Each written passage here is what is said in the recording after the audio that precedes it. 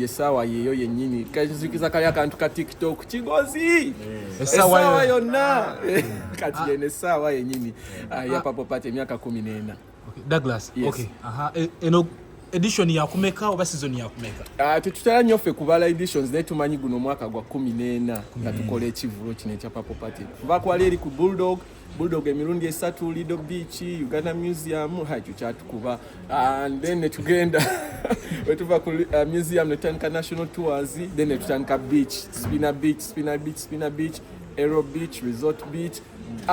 Emyaka 14, 14 years. It's 14 years. Lwaki mwasala okubeera nga ekyo kino mukiza ku beach? Okwakanako n'ebiri ebikadde. First of all, nze ndi musajja w'entebe by the way. Era ndowooza we ndiba nvudde mu bino ebya entertainment nyinza okwesimbawo eyo entebe nzija oba meeya kyonna kye munampa oba MP naye ze banzaala ntebe. So kiba kirungi nnyo n'okola ekivulu nozaayo ewaka mu bantu bamwe then okitwala eruweero Hoima Mbarara ng'ab'ewaka tebakifiiringa. So nze njagala nnyo okubeera entebe, ndi musajja w'entebe, nze Saha Koko Peter Miles twenyumiriza nnyo mu kitundu kyaffe. Ebyokubomba byo wabivaako genda kwesimbawo bwesimba? Nze nja kwesimbawo nzija nga lwaki mbomba nze wendi wano wendi wano paka. Douglas, otambule n'abayimbi bangi this whole time. Yes. Tugenda kwa yoti okulaba nti ku mulundi guno abayimbi bona basooka nga baperforminga omuntu abeere nga amala yezize. Ekituufu nnyo nti ebbanga litubadde tukola nnyo Purple Party ekizibu kyaffe ekisinga nti abayimbi babeera bangi nnyo. Ate challenge abayimbi nti buli atuuka ayagala agambye nti nina gyenzira kati nga bonna tusaba bateeka ku stage mulundi ki gumu naye always munange balina engeri bo gye beesanga nga bonna bayimbye era buli gwe tulanga ever making sure nga ze emyaka gyonna gye tulanze ekivulu kyaffe. Tubadde togera Never Peace n'agamba nti gwe omu ku personalities abatatega kibatu oba abali disciplined mu nsi. Lwaki okitega Ava Peace? Lwaki okitega Ava Peace? Naawe omulaba. Anyway, kale naye nga I respect a lot energy y'abayimbi abakyala. Kyovula industry yaffe by the way erimu abawala abatini bawala si kyangu nnyo okusurvivinga mu eno male dominated industry. First of all ebikono bibeera bingi, olina okuba wa kibuli nga Shiba naye olaba n'ow'ekibuli bakuyingira kati obanga oli soft tosobola kumalako. Kyobola kiba kizibu nnyo abawala okubeerawo 20 plus years. Ye tulina omuwala wano abaddewo 20 plus years. Cindy. 20 years. Cindy tajiweza. Tajiweza naawe. Chameleone yali aweza 20 plus years. 20 plus years. Ani. Cindy bamumenya. Ayo yamusijja biddamu. Okay. Douglas. Ekivulu kino kya sente mmeka? Yes. Okuyingira. Yes, okuyingira kwa mutwalo gumu kivulu kyaffe ever buba mudda. Oba ekonomi ekoze etya ne mujjuke kyalankira ku 5 sekitegeeza twakyambuse ebbeeyi. So tukipingira 10,000 Uganda shillings. Ebiseera bisinga ova mu Purple Party obaako charity ez'okola ez'enjawulo ebifo ebyenjawulo. Ku luno abaawa n'abaawala ababa bakulinda. So ekisooka tulina omumanya nti mu Purple Party mwavaamu ekitongole kye bayita Purple Skills Clinic Foundation. Ffe twatunuulira ne tugamba nti ebivulu bino tubikola naye abaana bajja ne bacakala ne banywa omwenge ne bafuna vibe ne baddayo ewaka. Naddayo ewaka nakusindikira ka message nagaddaga nkuwakidde emyaka 10 nga nzija mu bivulu byo naye sokonjo kyeyo ekyebiri. Naye nga tosobola ate kwokya ensi yonna. So ne tugamba tutandikewo ekitongole ekiva mu Purple Party naye nga kyo purely kyakuyambako bavubuka baffe kubbulayo emirimu. So charity gye tukola eri within Purple Skills Clinic Foundation. Akasente ke tufuna eno mu Purple Party tukayingiza eno mu Purple Skills Foundation. Yes sir. Tukolide emyaka 14. Yes, challenges ky'abantu zosanze n'okumulugunya kw'abantu kuwuliddeko kuwesungu otandikirako this time. Challenges esooka by the way eva ku security. Bivulu byaffe eva tubeera challenge naye ate tekibeera kuffe ba event managers. Fe before you do an event wane Kampala osasula police, nosasula embwa, nosasula walk through machines, URA energy ne kuchimako omusolo ogwo. So obeera osasudde ebitongole agencies kati entebe we tugenda okukolera waliwo ebitongole nga 6. Waliyo abana bambala blue, waliwo abambala brown, waliwo UPDF, waliwo abamazzi. Abo bonna olina bayisaamu eggaali ng'obasasula. Kati otuuka ku kivulu nga bakusuubiza nti no bagenda kuleetera abaofiisa 10.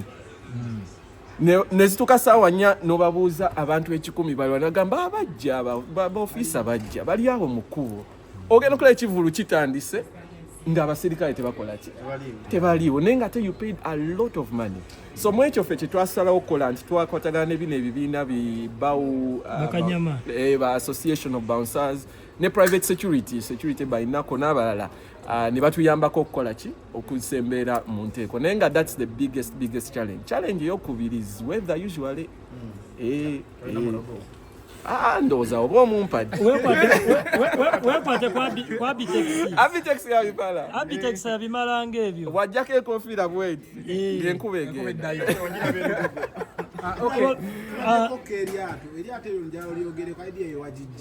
so ekintu ky'amaato jjukira nze kugamba nva Ntebe and one of the key activities eziri Entebbe nti waliyo landing sites nyingi amaato gano egagobera abantu ne bakola business ne fishing community eyo nene nnyo naye often times wetwa tukola ebivulu bino tutagetinganya abantu muno bave e Kampala bagende Entebbe naye nga abantu b'Entebbe tetukoze eki tetubakumye ku participatinga mu bivulu byaffe so part of the motive is bantu bange ab'Entebbe ekintu kyabwe bakikole ki baki owning so landing sites ezenjawulo Nakiwogo Bugonga Katabi all these different landing sites zigenda competing ani asinga okuvuga eryato.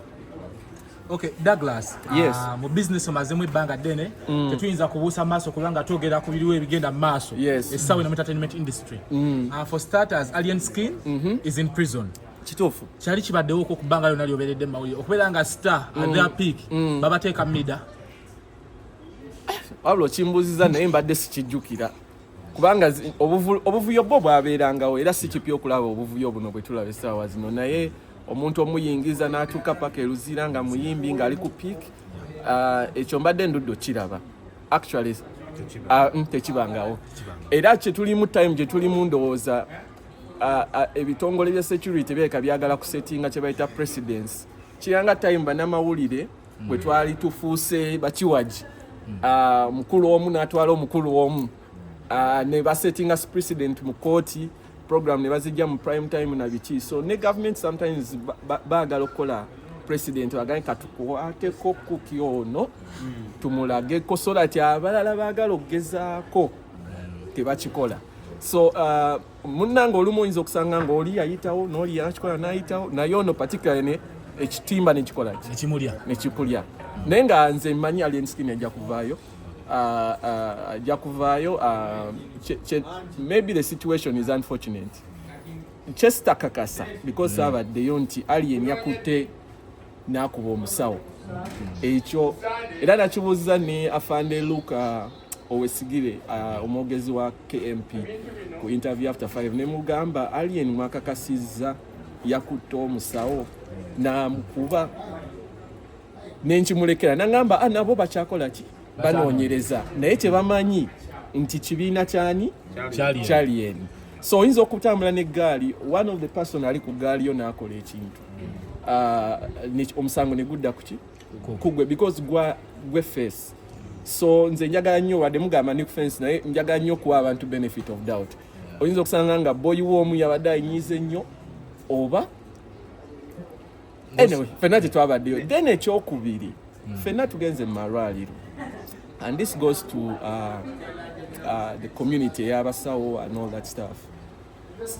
waliwo wotwala nina kyali wange yafiirwa mukazi we they weren't married they yali girlfriend we amujje waka nga ali bubi nnyo amutuusa ku reception bamugamba tetusobola kukwatako nga tojjeeyo ki maja meanwhile ono omuntu ali kuki afa ali bubi kati ekintu ekyo manyi mbu namalwaliro okay part of the reason why to establishing kola ki profit naye ate mu situations eze emergencies ndowooza bandi sose kukola bandisose ne bakola because obulamu munnaye tebugulika we bugenda buba bugenzi so nze my appeal to community ey'abasawo nti we mulaba emergencies nga tujjeko bana ba malaria nga olaba tajja kufa oyo ye asooka abawe ki amagye naye accident omuntu ng'ali ku last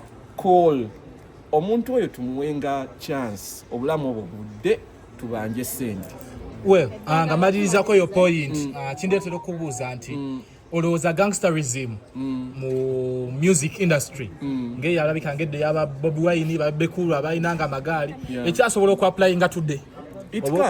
It can. Abantu baagala nnyo waliwo saying gye bagamba nti abawala baagala nnyo ba bad boys. Abantu baagala nnyo abantu b'ekibuli. Wobeera kati ino industry mulimu abantu abali quiet calm. Nku example yani Miss Henry Silver. Waliwo meeting ku Silver Kyagulanyi. Musajja ali very down to earth, ebigambo bye bitini and all that stuff. Kati omuntu otakola mawulire.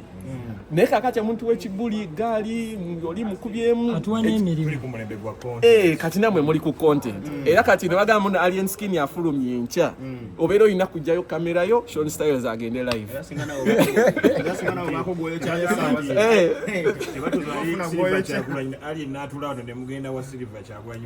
nedda tosobola kikola. So by the way ekyo ye reason lwaki abayimbi abamu bagetting so frustrated, especially abamanyi okuyimba, because ayina eddoboozi ly abeera agamba lwaki nteekamu effort eyo.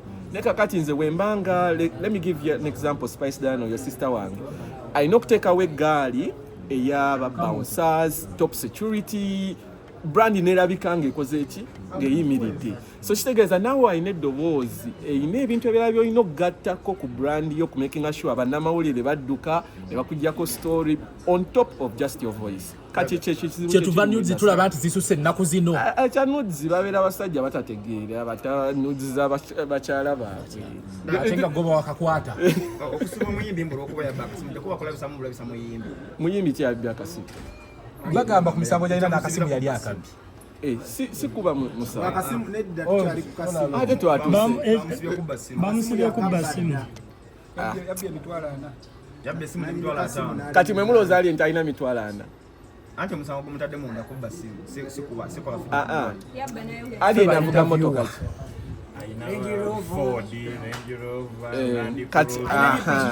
kati Range Rover n'essimu ya sente meka?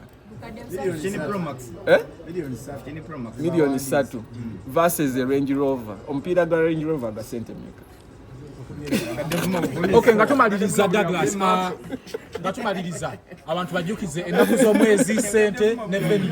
Ennaku z'omwezi 15 egenda kuba Sunday, tugenda kuba ku Aero Beach Entebbe Purple Party, tubizeemu kyekivulu kyaffe ekibeera kiggalawo ki omwaka. Then next year tugenda kutandika international tours zaffe tuddemu mu mawanga ag'enjawulo ate era tumalirize n'Entebbe era nga bulijjo.